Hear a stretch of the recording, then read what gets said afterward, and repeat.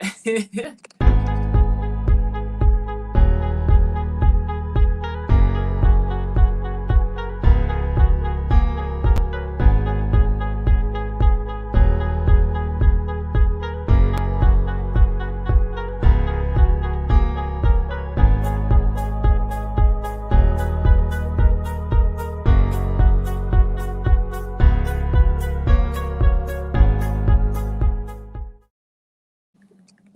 up? What up, though? What's good? What's up, coach? Every time I play that, I'll be like, I feel like I'm in college. I'm in the tunnel, and we getting ready to come out to the Erwin Center, like, Yep. What's up? Welcome to the show. Missed Thank them you for days. coming. How you doing? You good? I'm good, man. I'm in good health. Yeah, Yep. Good health. Feeling good, so I'm blessed. Cool. Well, everybody, welcome to the 12th episode of Catching Up With. We got Michele Miller here. We call her Chele. So yeah, man, we are going to get into her basketball success story. She's going to tell us all the details of how she became a basketball player, played at Xavier in college, and then went pro. We actually played together in Sweden. We were Visby ladies on the island of like Gotland, right? Yep. It was awesome. It was a real cool time. So parents, players, coaches, if you guys have any questions, put those in the comments throughout the show. We're going to look at those comments. I'll look at those comments, and we want to answer any questions that you have for aspiring college athletes, for any type of athlete, not just basketball, and aspiring professional players, if I can talk today. If you are a college athlete, you're thinking about going pro, get in here and ask some questions. We'd love to help you out, okay? Boom! You ready, coach? I'm ready. Let's go. All right. So, just start with, your backstory. You can tell us where you are right now, and then we want to know how you were as a young kid. What kind of sports did you do? What things were you into as a youngin'? Well, I'm currently still at home in Cincinnati, Ohio. Okay. As a kid, I was always outside. Mm-hmm. Playing outside, riding bikes, playing kickball. I was a tomboy growing up, so I was always just active. Started hooping at 5. Yeah. My mom said I brought home a paper from school, and it had sign-ups for basketball. Right. Sign me up. So did that for a few years, and that's really how I got started, just from a paper being sent. Sent home. Cool. Did you play? So what age was that? Was that like elementary, 4th, 5th grade? No, kindergarten is when I brought the paper home. So I started kindergarten. I started instructional from kindergarten to 3rd grade, and then from 3rd grade up until 6th was our community team. Mm-hmm. North College Hill is a small community, right? And so I was just playing on our community rec team up until middle school. Okay. So was it 3rd grade that that was kind of your first organized team type of basketball? Cool. So mine was I think 4th grade. So it's about the same time. Mm-hmm. Growing up in elementary and then middle school, did you play any other sports? Nope. Strictly basketball. Do you wish you would have is there any sport that you wish you would have looked back and tried? Because I never tried softball. So I never tried softball at all. Not really. Not really, honestly. I played volleyball in middle school. Okay. I had my middle school friends convince me, because they were all playing volleyball, and I was just strictly basketball, nothing else. Yeah. And they convinced me, and so I tried out. 7th grade, actually 8th grade. I tried out and fell in love with it. Cool. And I've been playing volleyball. I played volleyball up until my senior year. Okay. Cool. Yeah. Me too. Yep. So you got stuck in the tights too, huh? Yeah. Ours wasn't too tight. It was a little, they were short, but they was a little loose. Yeah. But I actually did try in high school. I actually did try track for 1 year. Mm-hmm. And we were really good at track. And then I played one softball game. Ooh. And that game was horrible. I was trying to steal. I didn't really know the rules. So I was like, you know what? This ain't for me. This is not for me.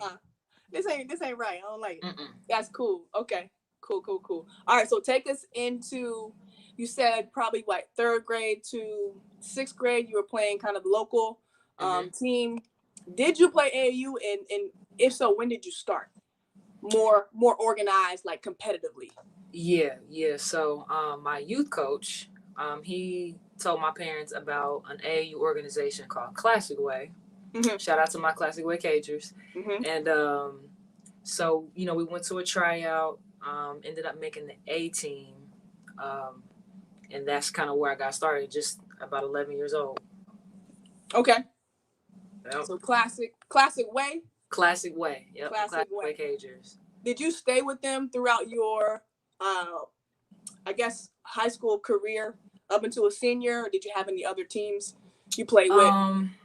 Yeah, so I played with them up until my, I want to say sophomore, maybe my junior year. Played with them up until then.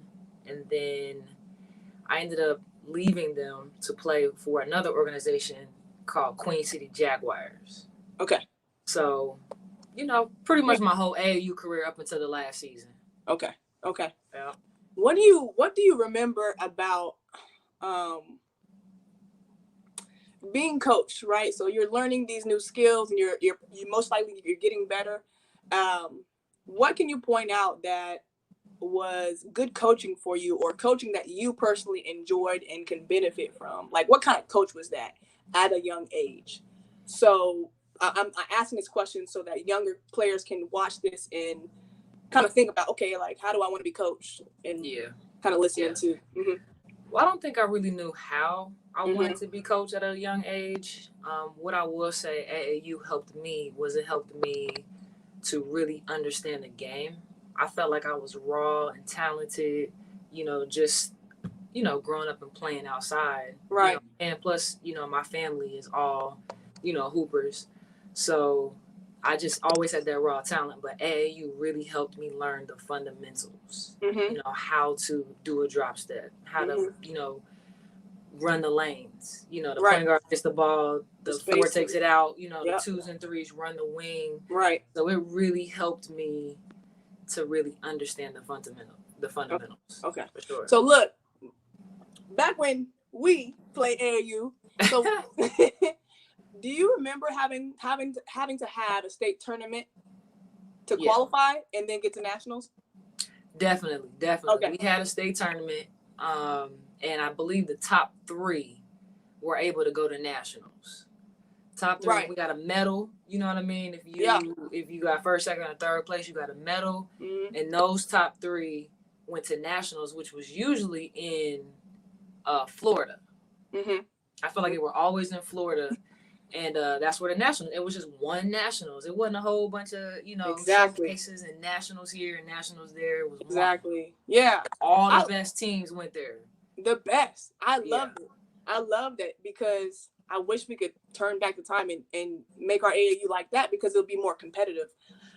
I mean, but to be honest with you, as far as the national tournament, because anybody can go to and pay for the national tournament. That's what I mean. True, but I mean, I also do like the new format too, where more kids can get exposure. So I will say that there are some benefits to the new way AAU is, going right now. So I will say that I miss the old days, but there's some benefits to the new ones for sure. Yeah. So let's fast forward into high school. How was freshman year of high school? And then throughout your career, let's talk about any troubles that you had. Well, middle school, before I get to high school, we were running the table. We were blowing teams out, and I don't mean to be rude, but we were just blowing teams, and we were just running the table. So going into my freshman year, the team wasn't doing so well, the high school team. And mind you, my community is a small community. So pretty much everybody who I went to elementary school with, you ended up going to high school with. And so like I said, they weren't very good going into my freshman year. So we really didn't have that much hype around us. People knew about us because of middle school, but going into the freshman year, people just kind of expected North College Hill to be the same. Not very good. So my first game, we played one of the best teams in the conference, and they blew us out by like 40 points. Mm-hmm. Hurt. Second game, we ended up losing by a large margin as well. So it wasn't up until that third game when we started, really kind of understanding high school. You know what I mean? It's a little bit faster than middle school. And, we just started winning games. Right. And we just started winning and, turning the program around pretty much. So it wasn't up until we played that team called CHCA, the team that blew us out by 40. We played them again, and we ended up beating them. And, we shocked pretty much the whole entire league. So I want to say that's when we really started to bring North College Hill up and put them, quote unquote, on the map in the city. Okay. So freshman year was, really shaky to start, but towards the middle of the season, we started making some noise. Okay. Tell us what your game, your individual game was like. What were the things that your strengths, and then I guess weaknesses, but what was your go-to game?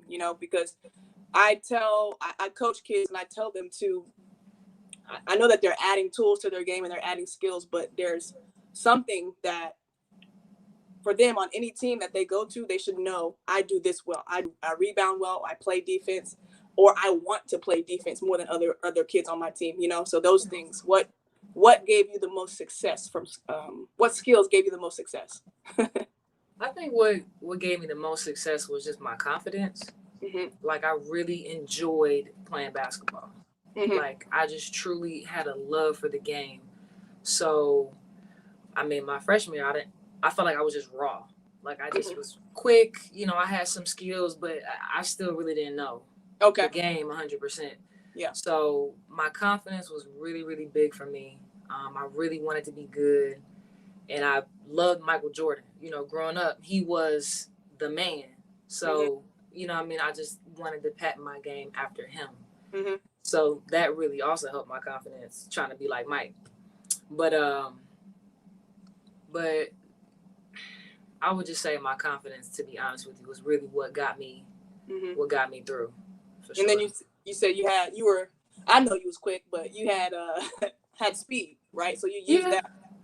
Yeah, I had speed. But I would say to kids starting out, or starting out as a freshman, just to have a love for the game. I know a lot of kids feel like they're maybe pressured, or parents might be trying to put them in all these workouts, and I get it. Don't get me wrong. You should definitely try to improve your game every year, but I think it starts with really having a love for it and having a passion.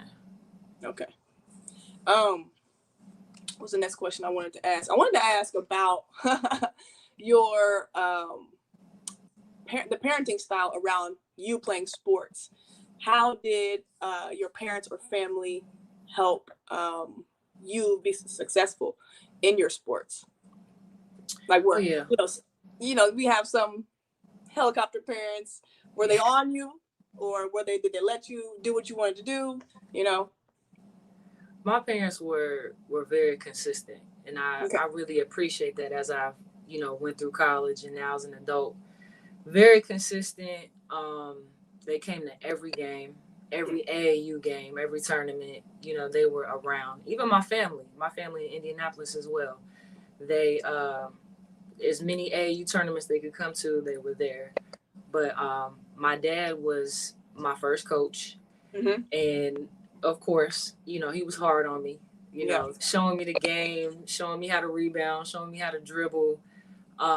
So I got a lot of knowledge from him, and I'm very appreciative of that, and that really helped keep me grounded and just really navigate through this basketball journey for sure.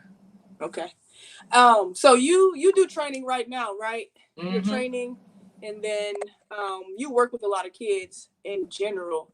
Do you have any tips for parents that have athletic kids? How to help give them confidence without putting pressure on them? Like, do you have any advice? Anything that you have seen that don't work for a kid, or just anything? Yeah, that's a good question. My advice is don't push your kids. Like, I mean, push them, but don't push them so much to the point where they just really hate the sport. Because I know a lot of people who were pushed like that, and they grew up pretty much like not even want to play basketball anymore. And there were a lot of people who I've trained who kind of were like that to their son or daughter, and they just ended up hating it. So push them enough to, give them that confidence, help them feel good about themselves. Also keep it, 100 with them. Don't gas them up so much to the point where, it's just not believable. But just be consistent, be hard on your kids, but also, show them some love too. Show them some love and let them be kids. That's one thing that, I just really hate to see, especially now. A lot of parents are like, no, just play one sport, focus on this sport, and that's it. And in my opinion, I feel like kids should play multiple sports, because I feel like multiple sports really help you. You know what I mean? In every sport. Like, I mean, I didn't play soccer. I played volleyball, but I feel like volleyball helped me with jumping and my timing and, defense and whatnot. And it really helped me for basketball. So, let your kids be kids still. Let them play everything. Yeah. I was going to say that. That's why I give you a thumbs up, because it's good to just let them kind of, run the show on what they like or what they're interested in. Right. And then if they let's say they're doing softball for one game, if they're like, that was cool, but I don't want to do it no more. Like, don't pressure them to go play another game. Right. And I understand the, you're not going to quit type of attitude. But like, if they know themselves and they're like, I don't like it. That's not quitting. That's knowing yourself, saying, I don't like it. Let's spend some time on what I do like, other sports, other different type of, activities. Yeah, and support them on it, because that's one thing, especially now, kids nowadays, they need that support. They want their parents to support them in any way they can. So be there, be there and support your kids and show them that love. Cool. All right, take us to like, I guess, senior year in high school. How did senior year go? How are you feeling about it being your last year? And take us through recruiting. Senior year was a great time. I actually just posted a video on my Instagram about because Ohio is in the state tournament right now. Okay. So I posted like an old picture or old video from my senior year. But senior year was great.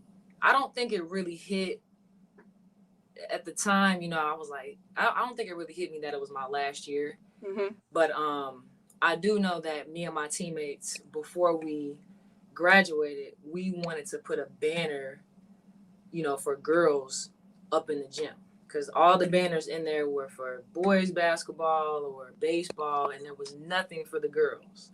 No girl sport at all. No girl sports at all. So we were like, yo, we even said this our freshman year. We was like, we want to put a banner on this wall before we graduate. Cool. So sophomore year, junior year, we made it to like the sectional finals. So we never got that opportunity. So senior year was kind of like the last hurrah. Mm-hmm. So we had a really good regular season. We never, as good as we never won the league, which is kind of crazy when I think about it. Mm-hmm. But going into the tournament, we were just gelling at the right time. We had some really good games. Mm-hmm. And made it all the way to the state Final Four. Okay. And it was just a great time. Like, the community was behind us.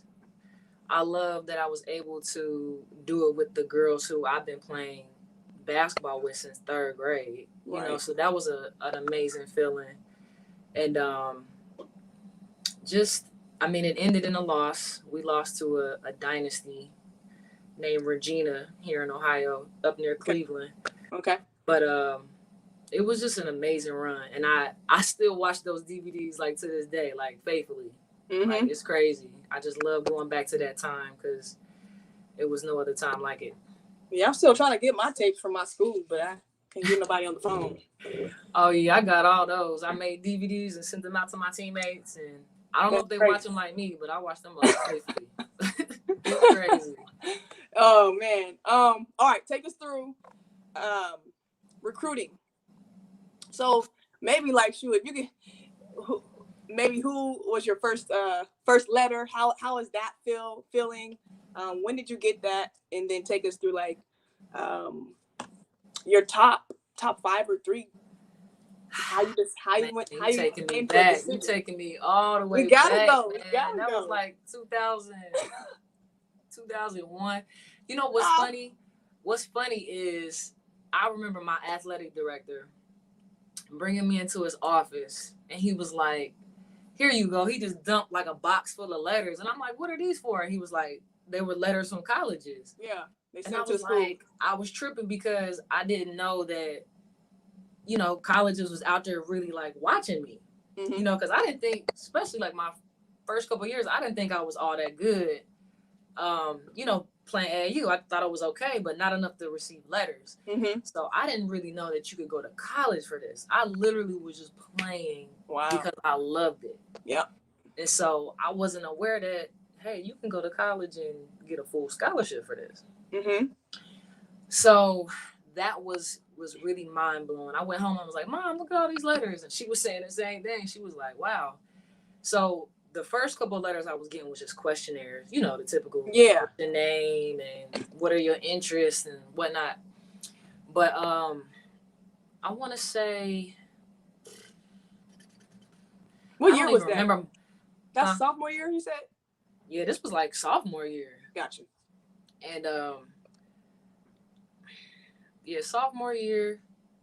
And to be honest with you, my top 5, I want to say I was getting letters from like Wake Forest. I got a couple of letters from like Clemson, North Carolina, right? More of like the ACC down there on the East Coast.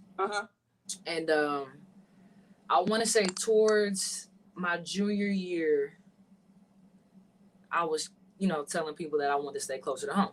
So I wanted my family to come see me play. You know, my family's from Indianapolis, which is not too far from here. So wanted to keep it close. So if I had to think back to my top 5, I know Miami of Ohio was definitely on there. Miami. Xavier.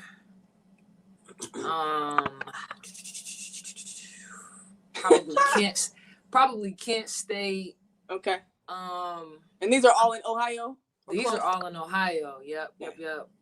I can't remember the other 2, but definitely Miami, Ohio. I knew they were really at me really, really hard.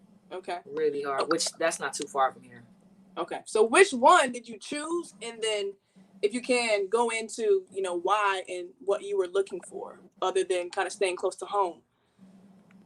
I wanted a place that I was comfortable in. Mm-hmm. You know, I envisioned seeing myself in a uniform, playing, you know, in the arena, and a good school, you know, a good university where I can get a really, really good education. And I thought Xavier, you know, hit all 3 of those points for me.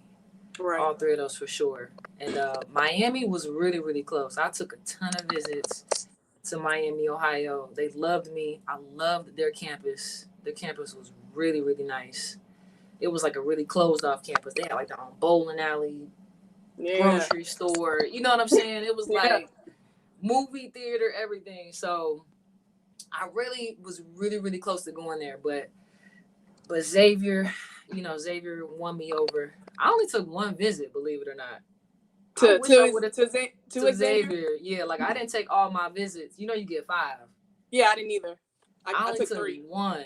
And I was like, dang, now I'm looking back. I'm like, I wish I would have took all the visits. You know I do too. I agree. I only took 3. So I went to Texas, LSU, and then OU because OU was local. I went to high school in Sapulpa right outside of Tulsa. but I wish I would have took those other two just to exhaust all of my options. That's what I'm saying. Yeah. You never know what somebody else has to offer, and it's like, oh, okay, like, and then it might throw a bone in in your decision making, but it's also like something that you can uncover and choose from. Now, I want to ask you this because, like, how did you choose between Xavier? I know they won you over, but how was it to have that conversation? Like, I gotta choose, and I gotta tell the other one I'm not coming, but I like both, because it was the same for me with Texas and LSU, because either way it was about to be a bomb career, either school. Mm-hmm. So, yeah, those are some dope schools. It was super tough to call Pokey Chapman at the time and say, I'm going to Texas, right? Ooh. Yeah. That's definitely tough. That's crazy. Well, like I said, Miami was after me hard, and I took my visit to Xavier. Loved it. I actually stayed in on campus overnight, and really had a good time. And I think that's when I made my decision, when I stayed there. I got a chance to, get to know the team. I kind of felt like I vibed with them. Mm-hmm. Xavier took me and my family to a really nice restaurant, and they like wined and dined us. Yeah, like they do. You know what I mean? Do it. And so I was like, man, this is, this feels good. So, I feel like I made my decision off of that. Just being wined and dined. And that was the only one I took. So, I really didn't have anything else to compare it to. But at the same time, I didn't really know this game. I didn't know this college. Yeah, I didn't know this college basketball game where now what I know now, I would have took all my visits. Yeah. But it felt good enough though. Like, it felt good. Oh yeah. And a lot of times. Yeah, I love the coaches. Sorry to cut you off. Y'all, you're fine. I love the coaches and the team. It was right down the street. Family could come see me. Like, I just felt like it hit all, and it was a really, really good school. So I felt like it hit all of those points. So not that Miami wasn't a really good school too, because it's a very good institution. Mm-hmm. But that phone call was tough, and I was really, really nervous to make it. But I called the coach, Maria Fantana Rosa, and this is how I remember the phone call to go. So called her up, was doing a little, clearing my throat. And I was just like, I appreciate, everything you've done for me. I really love your school, but I've decided to go to Xavier. Yeah. Now, after I said that, all I remember was a click.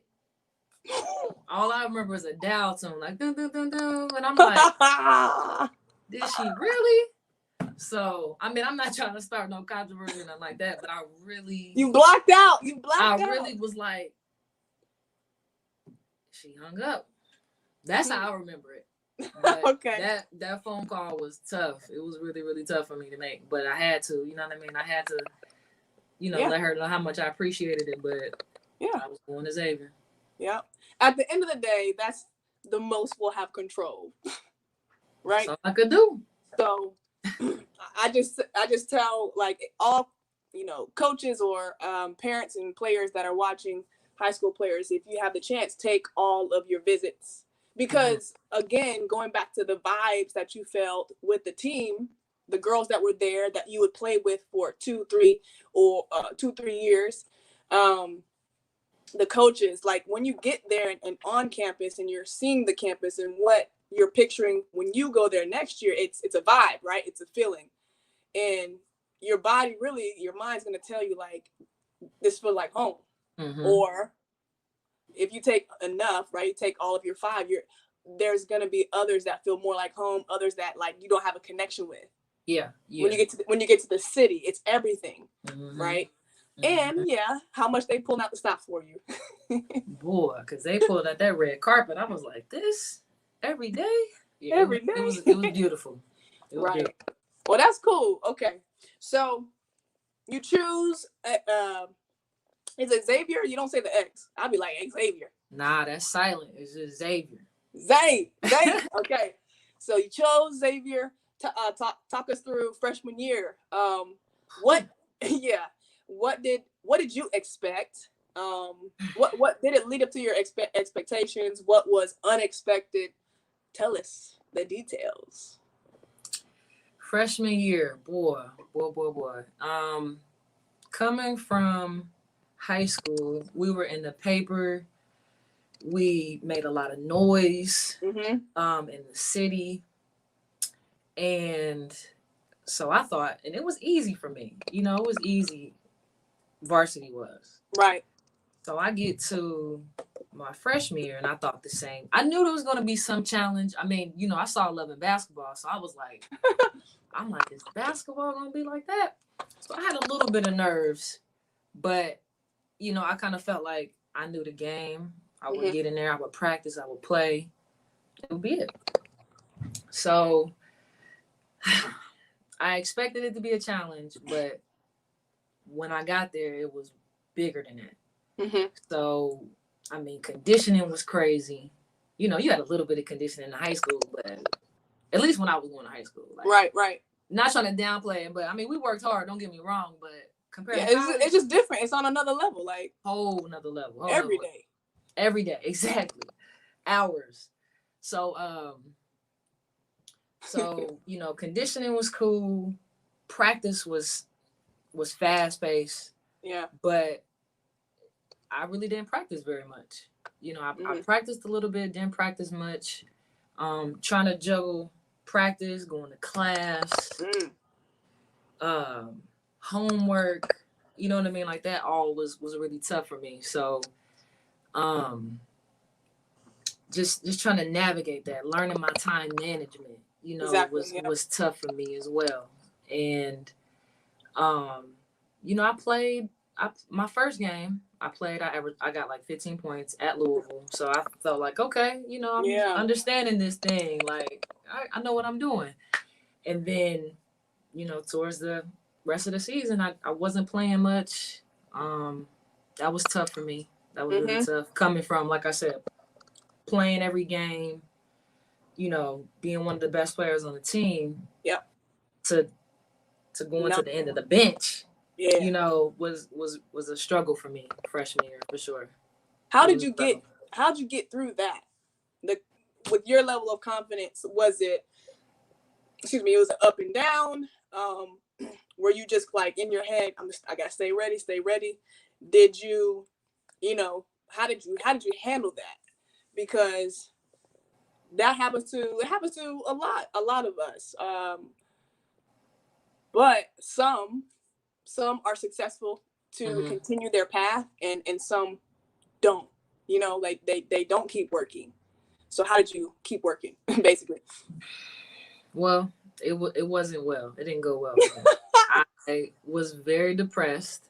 Okay. Because of not playing, and to someone like me who had an extreme passion and never having to sit the bench, that was tough for me.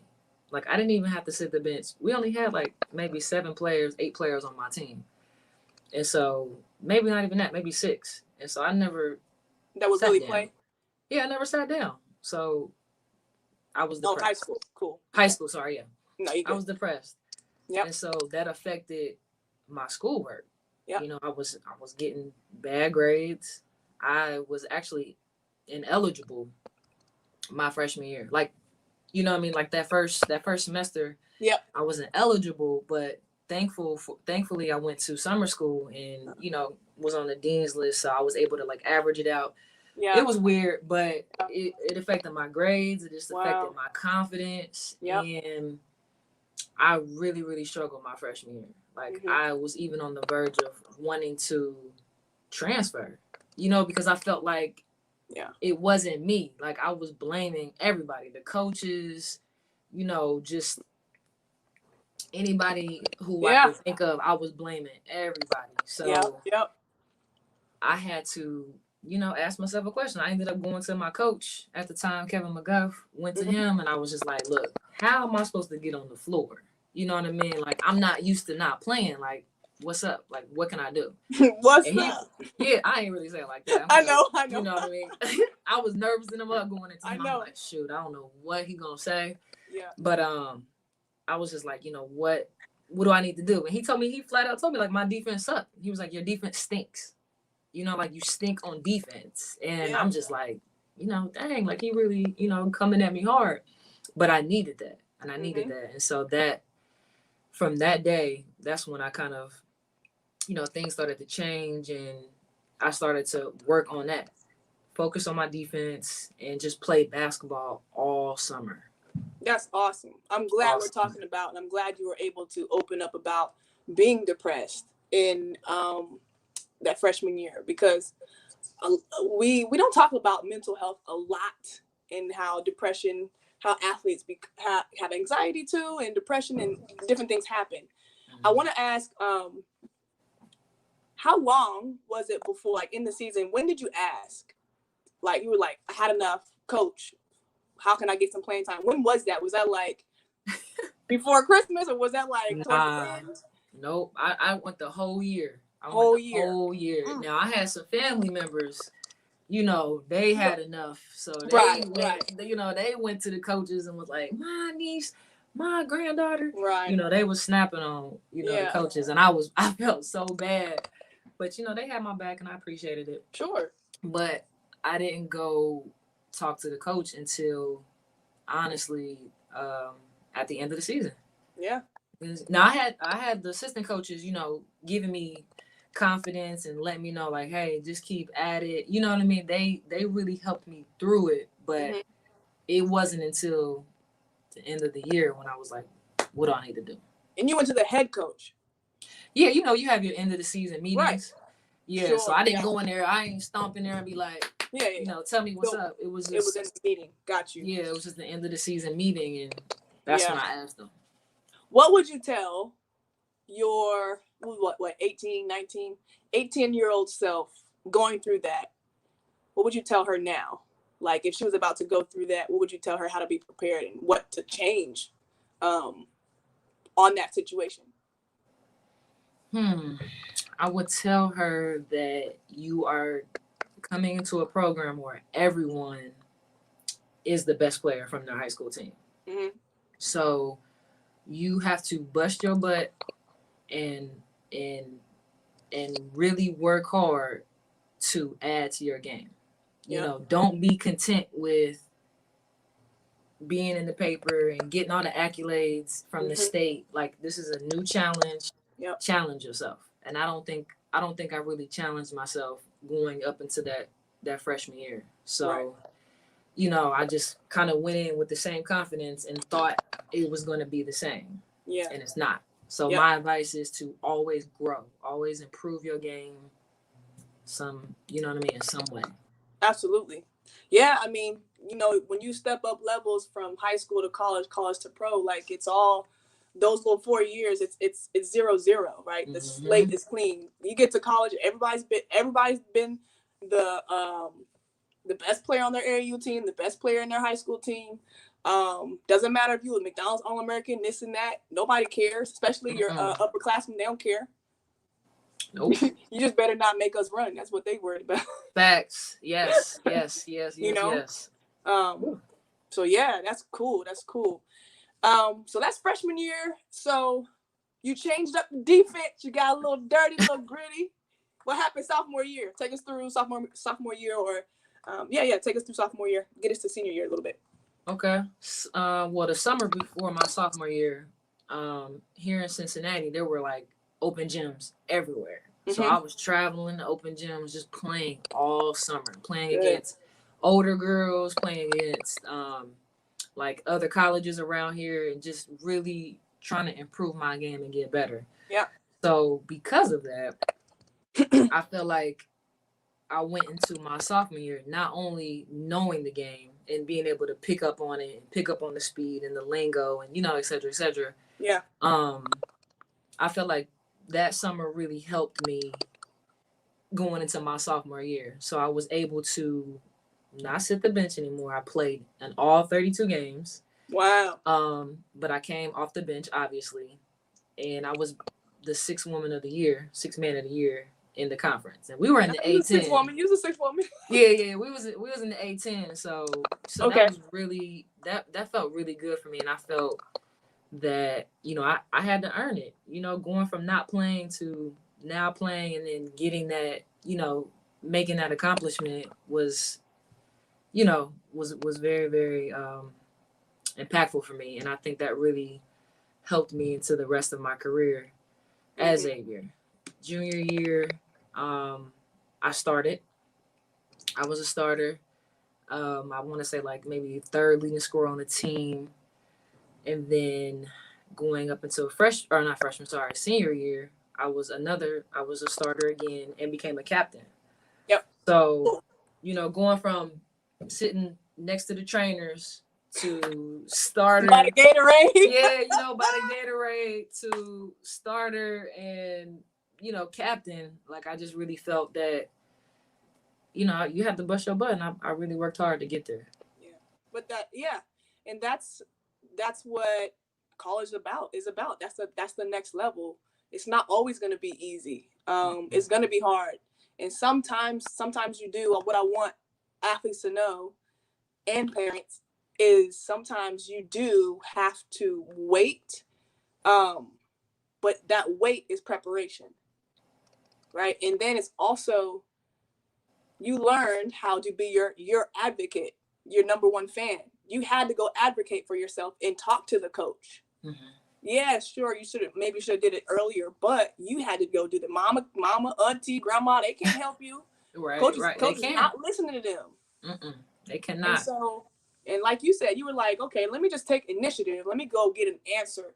They gave me it was like it's not the smallest thing, but it's like he said defense. He didn't say nothing else. He didn't say you need to score 30 points. Right. Nothing else. He said defense. Mm-hmm. You went and you played that summer, and you were probably just trying to lock up everybody you could. And that changed your mindset. Yep. It wasn't 3 things you had to come back and have change, right, to get you to start playing. You played 32 games the next season. Played all games games. From like kids they have to understand that if you're not getting the time, you got to think about what am I doing now? What am I not doing, and go get the answer. It's not looking out and looking at why she playing and we play the same. We got the same skills. We play the same position. No, they recruit you for a certain reason, right?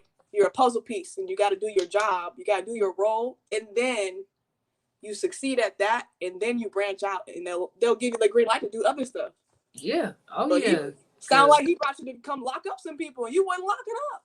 Yeah, I wasn't locking up. I was making mistakes, turning the ball over, and you cannot blame other people. You can't blame, like you said, other teammates, or I'm the same position as she. Like, how come I'm not playing? You start playing mind games with yourself, and it'll mess you all up. So you just have to buckle down and be like, okay, what can I control? What can I change? Exactly. And go from there. But your parents can't go in there and demand. This is not AAU. You know what I mean? They can't do that. Like, it's on you as an athlete, a student athlete, to figure it out and get it done. Yep, exactly. We have all the answers. You are the answer. Before we get out of college, I want to go to pro, but before we get out of college, going into college, what did you want to study? And then were you able to get that major? Oh, yeah. I always knew that I wanted to stay around basketball, potentially like own my own sports facility. And that's still a dream of mine. Okay. So I went in as a sport management major. I was undecided my freshman year because they were like, do your core classes, get all those done, and then decide. So I decided my sophomore year, and I was a sport management major. Okay, cool. Yep. So you were able to do what you wanted. Do you have a minor? Mm-hmm. I did not have a minor. Not have a minor. Telling you, man, like that freshman year really messed me up because I was failing classes. Like I was getting Fs in my college courses. And because of that, I had to stay over the summer and redo some of those classes. And I feel like if that wouldn't have happened, I probably would have been able to finish early because I stayed all summer. Granted, Xavier is in Cincinnati, so I stayed and did all the summer sessions. Right. So I probably could have graduated early, but because of that mishap in my freshman year, I had to redo a lot of those classes. Yeah, and it's just the load. Like it's tough. It's tough, especially once those games start hitting in November and you're traveling, and then you get into conference. Like it's tough because what was tough for me is in college. Like it's just lecture and not many classes. You don't have like this homework every day or to practice what we're trying to regurgitate what we're trying to learn. It's just you come to class, you either taking notes and you picking it up or not. Boom, and in 2 weeks you got a test. Like what? Yeah, they're not reminding you. It's not high school. Yeah.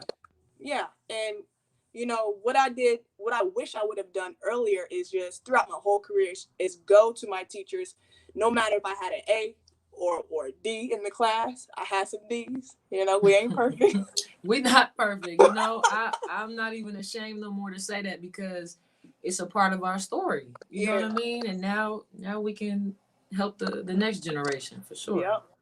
Yep. And then just like go to the professors and go to those office hours if they're not in practice. But yeah, and then like build a relationship with them because they'll be more available to help you if you are struggling. Or there's some professors if we're traveling and we get back at whatever 1 and we can't do a test, like some will work with us, some won't. Yeah, but if you actually show them, just because I am an athlete, but I come to your office hours, there's a connection there that me, I'm working. I'm not just an athlete that don't turn in or want extra days because we're traveling. That's just a part of the game. You got to know how to play it. You got to know how, but when you don't know, you don't know. You don't know. I want to say I picked up on that probably maybe the second half of my sophomore year.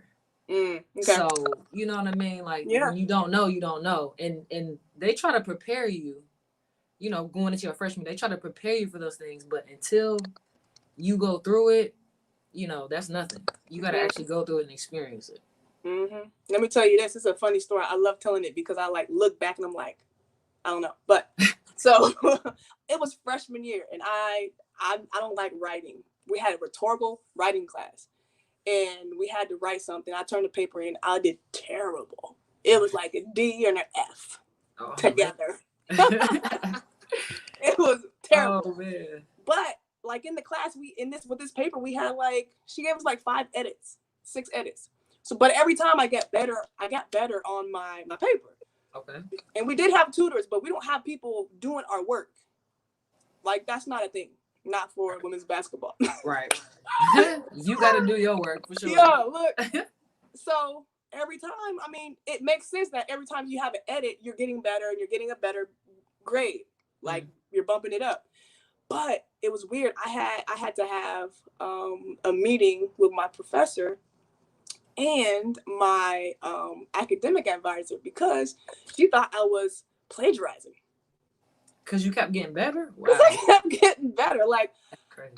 Look, if I'm plagiarizing, I would have plagiarized from the jump. Right. Like, it was the weirdest thing. I remember that was freshman year. I'm like, yo, I'm just terrible. Like, I didn't go from an F to an A. Like, I went incrementally. Yeah. So that was very weird. Like, I remember. He was on one. That's what that I think it's like. hilarious because I'm terrible at writing. But I tried. Those were my words, and they were terrible. Yeah. And she tried to accuse you of plagiarism? That ain't even cool. That ain't even cool. It's crazy. Okay. Take us from senior year. We're getting ready to go pro. Like, has this been in your mind to play professionally overseas? Were you always thinking like WNBA like I was? I'm like, I want to go to the league. It didn't happen. Like, where were you with your mind? Man, I wanted to go to the league. Ball was life. Yep. It still kind of is now at 35. I'm slowly letting go, but slowly. It's tough. Ball was life, and so I wanted to go to the WNBA. Yep. And you know, I felt like I was at Xavier, we were a small school. So I kind of felt like I wasn't going to get many looks, but I did happen to go to a tryout. Yep. So it was like an open tryout with the Washington Mystics. And I'm arriving late for whatever reason. I don't even know why. But I get there and I'm like, dang, I'm trying to rush in there. And I get there to sign in. Yeah. And the next available jersey was a number 23. And, you know, that was my number in high school and in college. So I'm like, okay, like this it. You know what I mean? I'm about to make it. Like this is, I'm late, but I get here and it's meant to be. It's a sign. It's a sign. But obviously that didn't happen. I mean, it was a really good experience, but yeah, I didn't make the team, but it's all good. But going into my senior year, I was really, really sad, wanting to go to the WNBA. Didn't really think much about overseas. You know, I really wanted to really strive for the league. But once, obviously, I didn't make the team at that tryout, overseas became the next, you know, best thing. Right. And so I had some of my college coaches, you know, helping me find agents and helping me find clubs and whatnot. But I didn't really find my agent until after I graduated. Okay.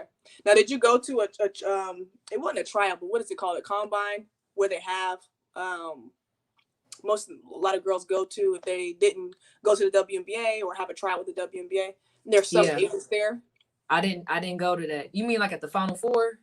Yeah, they have those combines, and they have other people have private ones too.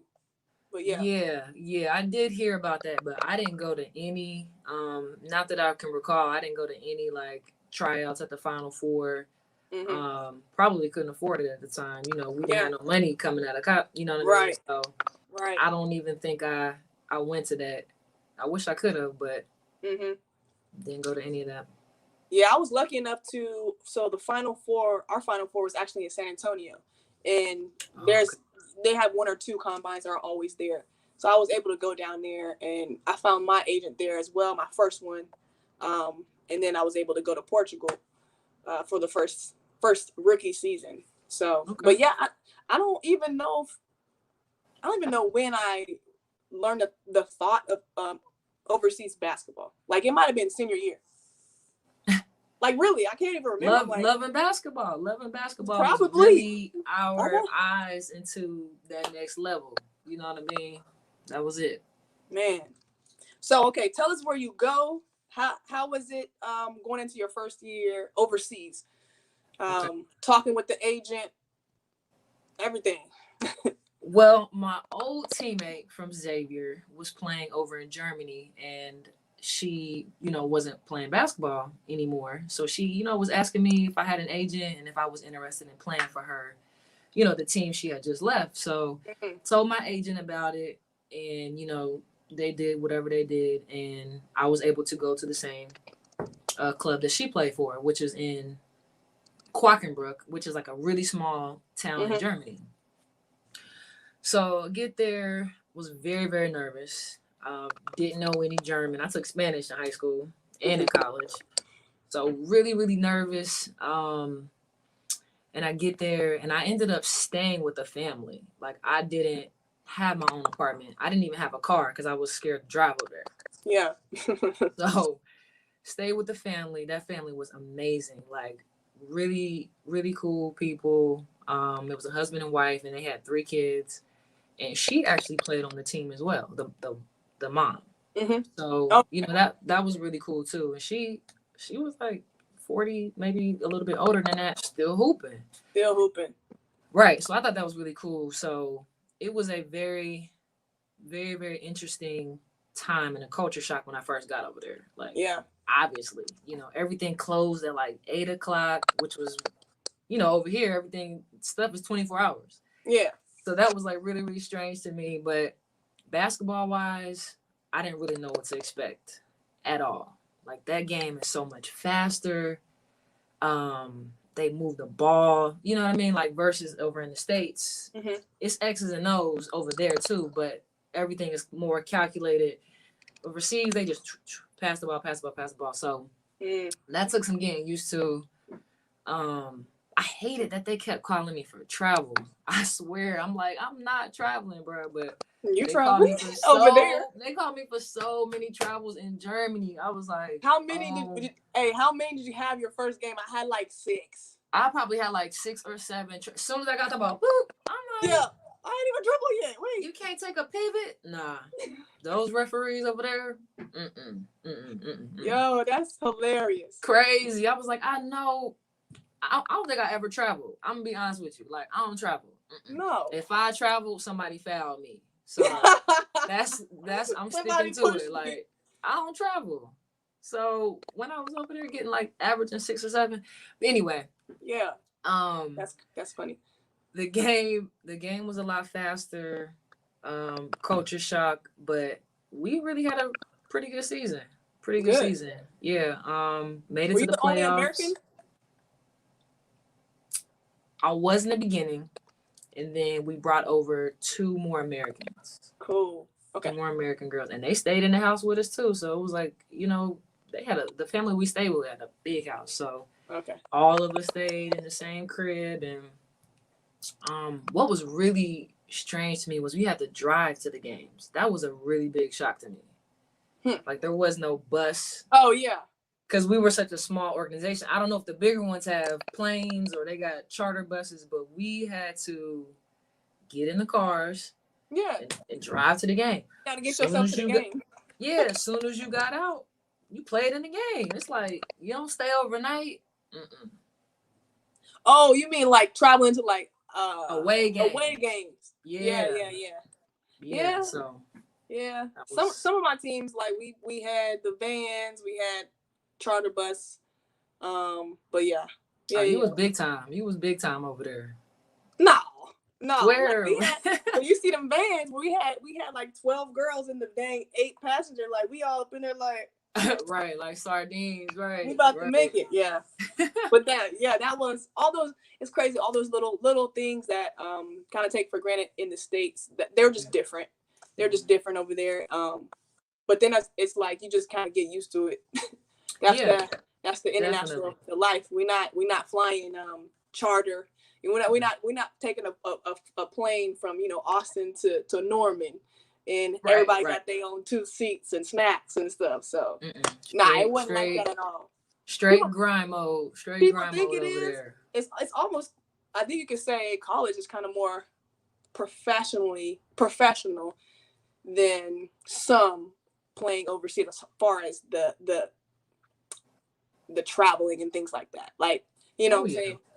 You got people really washing clothes in college, and things are just taken care of for you. But you pro, and that's your jersey, so you wash it. You make you some food going to your away games. Have food afterwards. Make sure you got your socks. You better have your shoes, because if you don't, they're in an extra pair. And you gotta have your snack. You gotta have your food, because you don't know if y'all lose. Look, if y'all lose, you might not eat till you get home. So that was that was some shock to me. And just like the transportation, we had bikes, so we rode bikes in the snow to practice, to home games, to all of that. But I don't take it for granted. I'm making jokes about it, but I absolutely had a great time. Yep. Over in Germany, an amazing time. I know. We were walking everywhere in Sweden. It snowed. Oh yeah. That was hilarious. I mean, once you play a couple of years, it's like if you got to get to the store, you just gonna go do it. You know what I'm saying? Yeah. But so you played in Germany, and then what happened next? You know what? I'm still kind of wondering, like, why I didn't go for real. Like, why didn't I, get another opportunity? That's still, I'm still trying to figure that out. But didn't get another contract, and I ended up like, what's next? Okay. I didn't in college. You really couldn't work. To me, I mean, you could, but it was very hard to do. some do it. But for me, I didn't. And then ball was life. So when ball was not available anymore, I'm like, what do I do now? So thankfully, my college coach, Kevin McGuff, was still at Xavier, and I was working at camp over in the summer. And he was, talking to me about it. I told him I didn't have, another contract to go overseas. And he asked me what I thought about college coaching. And at the time, I didn't know. I'm just out here. I'm just out here trying to hoop. But since hoop is not there, I don't know what's next. So he ended up getting me a video coordinating job. Cool. At Xavier, and had no idea what I was doing. Absolutely nothing. But I was very excited to be on the other side, just to kind of see how things go, how practice is planned, et cetera, and really enjoyed it. I began to like it. It was long hours, but I really, really enjoy that side of the game. Okay, cool. So I did that for 2 years, and then I was a practice player. We were really good, by the way. Xavier, we were like top 5 in the nation, had a really, really good run those 2 years I was there, from like 2009 to 2011. Yep. So amazing times. Yeah, man, we was balling. But I ain't gonna get into the whole, supposed to go to the Final Four. I ain't gonna get into all that. Okay. But because we was coming for UConn. I just want to throw that out there. So, I was a practice player, and I felt like I still had it. I'm like, I could still go. You know what I mean? I could still play, and I still got that passion. So after the 2011 season, I tried to find another agent, and was playing semi-pro up in Columbus, which is like not too far from here. Okay. And the coach for that team got me a job over at Sweden. Cool. Playing for the Visby ladies. All right.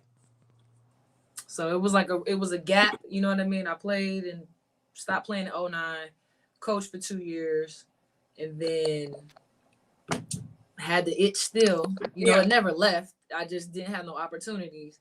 And so that's when I made a way. I was like, man, I got to do whatever I can to get back over there. So got you. Okay, cool. That's what it was. So you had a 2-year gap. And I've heard other players, take time off, which I wish I would have took at least a season off and just got my body right.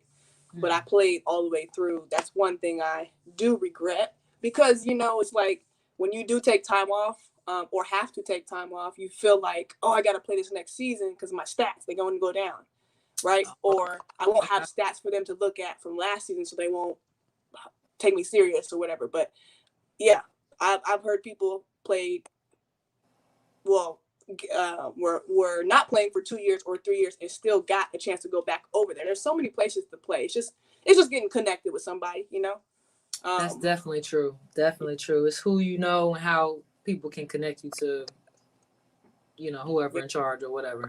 Well, cool. So I know we played together in Sweden. So how was Sweden for you? How was your experience?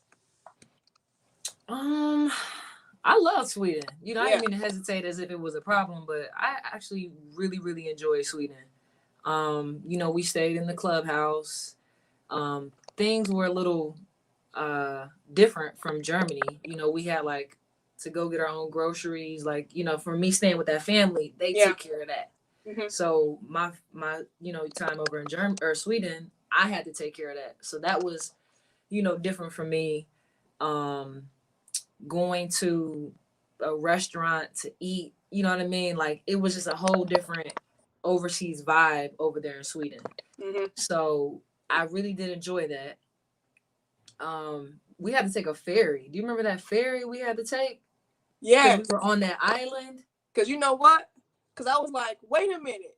Yeah. We're just going to drive up in here and park with all these cars, and y'all not finna come check. Y'all not finna come check us for nothing. I was so blown away by that. I was so blown away. I'm like, yo. I'm like, oh, we got to get there. We about to be out here in this sea. Something about that. Yeah. Yeah. Because like in the States, we always like, oh, we got to get checked for everything. You can't have nothing on the flight. And they just drove up in there like, wait a minute. This ain't right. I'm scared. Right. But what I love, that's funny you say that, because what I love about overseas is the chill atmosphere that it has. Like, I remember going to a restaurant and we could be there from 11 to the time it closed without issues. Chilling. Versus, here over in the States, they need them seats, so we need you to get in and out.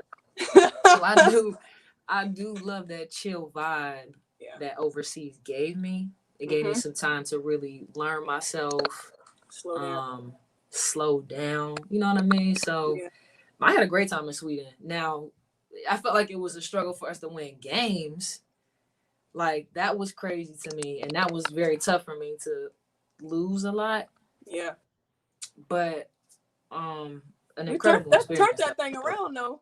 We definitely turned it around towards that end. Oh yeah, we was popping. We was it was on and popping. We needed a couple more season games, you know. Max, yeah. We definitely was turning it around. Cause I think like when I came like Thanksgiving Day, and it had already snowed. I think, and I think the goal was like to stay in the league. Like out of 12 teams. Yeah. Well, we were like 10th or 12th maybe, and then we ended up being 5th or 6th or something like that. I would say we were like maybe like 7th or 8th. Like we ended up creep. I believe so, because we had to play Mark, and they was like 1 or 2. Got you. Well, that was good. That was unexpected. So yeah, I had fun. Yeah. I really had fun. Sweden was probably the best country I played in. Overall, with the teams and how I felt comfortable there with the fans, with people out that I didn't know, being able to talk to people and communicate. Maybe because they speak English as well, pretty well. But I mean, I didn't have any issues being African American or female there. Some countries you might feel uncomfortable. Sometimes I've heard other people's stories, but like Sweden, except for like holding my nachos. I was trying to hold my nachos and I slipped and fell in the dang snow. That's the only thing. Like, not the nachos. Oh man. But yeah, that ice, like that snow was crazy. I didn't have any boots. I went up there first. I had all tennis shoes, and it was snow and ice when I got there. Oh yeah. That snow was something vicious. You know what I mean? Like that was some snow I ain't never seen. Yeah. I had inches. Man, I hadn't stayed in the house yet. I was at the hotel like my first week, and this is my first day. I get there, I'm asleep, and then I wake up and I'm like, dang, it's pitch black outside. I missed practice. Oh shoot. I'm like, dang, and I'm like, I messaged somebody on Skype. I'm like, yo, what time is practice? And they're like 7. I'm like, did I miss it? They're like, no, it's 3 o'clock. It get dark, right? It's 3 o'clock. Dark over there quick. Wow. You sure? I'm not trying to get sent home already. Right, not your first day. Not your first day. But no, Sweden was off the chain. It was cool. I really loved it. That's funny. That's not funny you said it, but that's a really good point. Like you did feel safe over there. You did feel safe and secure, and I didn't feel any. It kind of made me feel like the community I grew up in, like a small community. Everybody looked out for each other. People were respectful. It was a really nice city, beautiful city. Yeah, it was cool. So Sweden, did you play anywhere after that? I did not. I, again, like Germany, kind of, wondering why we didn't get picked up again. Because I thought we had, towards the end, like we were talking about, we had a really good, finish to the season. We ended up losing. We ended up losing to a really talented team, but I just kind of, thought that I would be back again, but that wasn't the case. So yeah, I wanted to play again there too. I was like, somebody picked me up, but the same team picked me up. But I think I ended up going to Romania after that for the first time. I think you did. Yeah. Yep. I was like, I don't want to leave.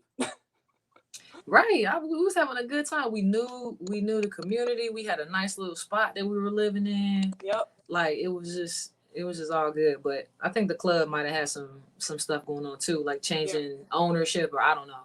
Yeah. But I just stole a picture. I was gonna say I just stole a picture of our brown box house from your Facebook. I'm like, I don't have no pictures of our house. That thing was huge. Take all them, man. It was huge. It was just literally a box, like you said. Just It had like 3 levels though. Like, dang. Oh yeah, it was the spot. We had a nice kitchen. We had a nice little game room, if you want to call it, and it was like 4 bedrooms. It was nice. What up, Paul? Paul, what's up, Paul? What's up? Miss you. That's a man. That is the man right there. Well, cool, man. So you weren't able to play after that. Going into retirement, how was that? Well, I didn't really retire after. Retirement. Yeah. Put those quotes right there. So, all right. So after Sweden, I came back home again and was like, "What's next?" Yeah, you know what's what I mean? next? Like, what's next? So I ended up going to my old school district and went to the superintendent and was like, you know, you got anything for me? And actually, I really felt embarrassed to do that, to be honest with you. I was like, I don't want to do that. You know, coming from playing ball and whatever. Yeah. So, of course, I learned quick that you can't have no fear. Just, you know, go in there, see what he says, and see what happens. So, went there. He was like, "Have you ever thought about teaching?" And I was like, "No, not at all."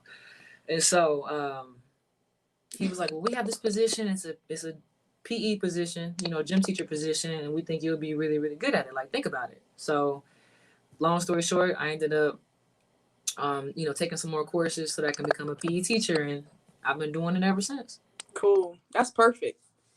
Because all you do is play dodgeball and be like, oh yeah, they love dodgeball. The kids love it. They love dodgeball, kickball, especially basketball. You know, it's probably because of me, because I'm always like throwing the basketballs out.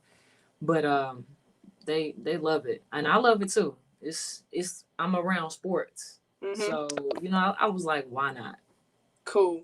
So, Coach, tell us what you're doing as far as your training, and where people can. I'll put your info up here where people can reach you through Instagram or your I'll put your email up here in a minute.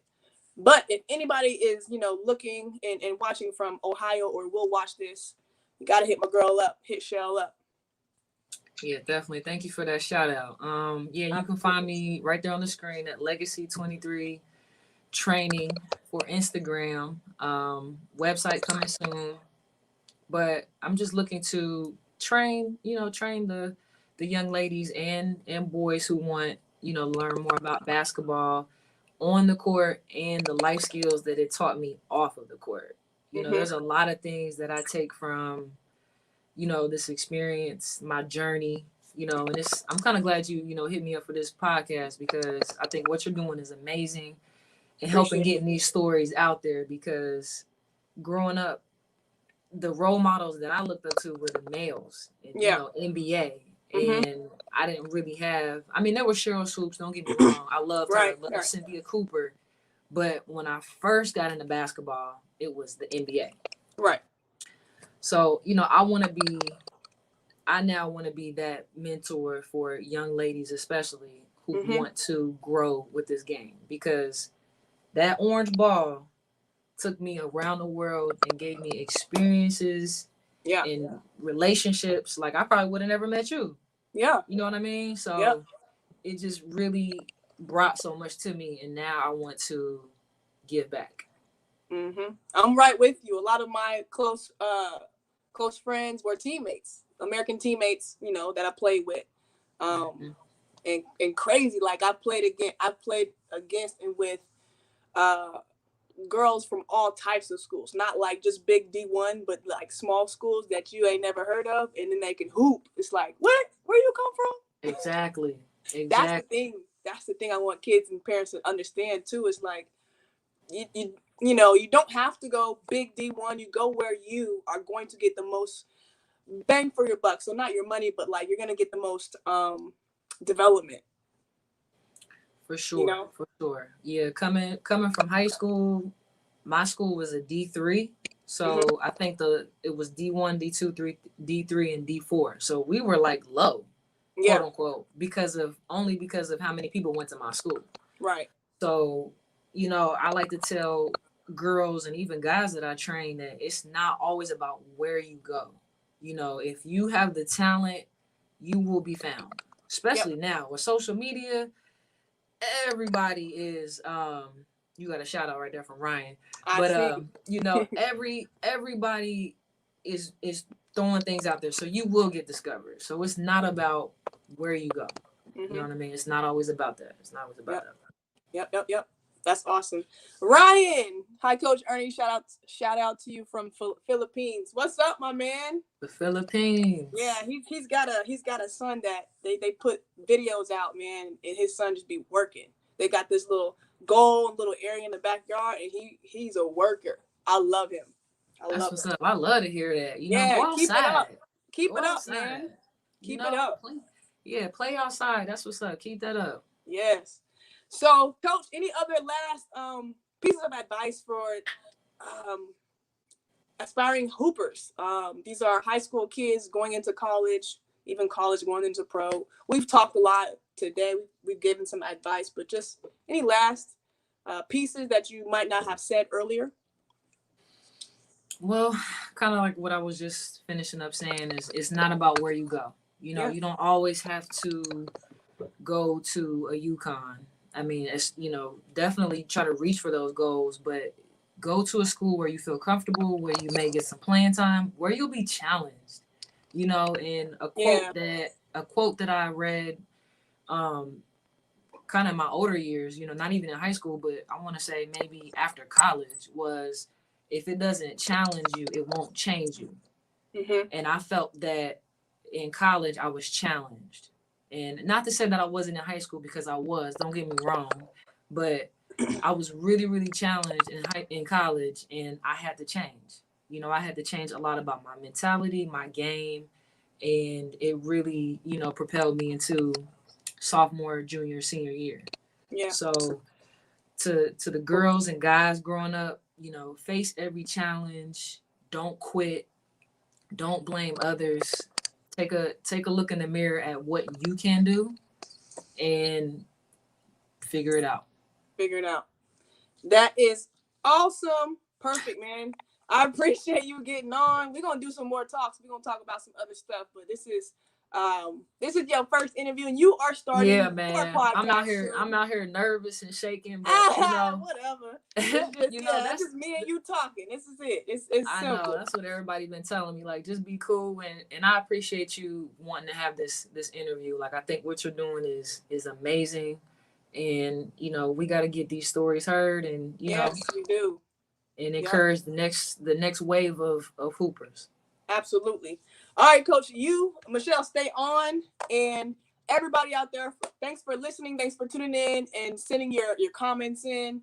We're gonna be back soon. This is episode 12 of Catching Up. We just finished up an interview with Michele Miller, and we out. Appreciate you having me.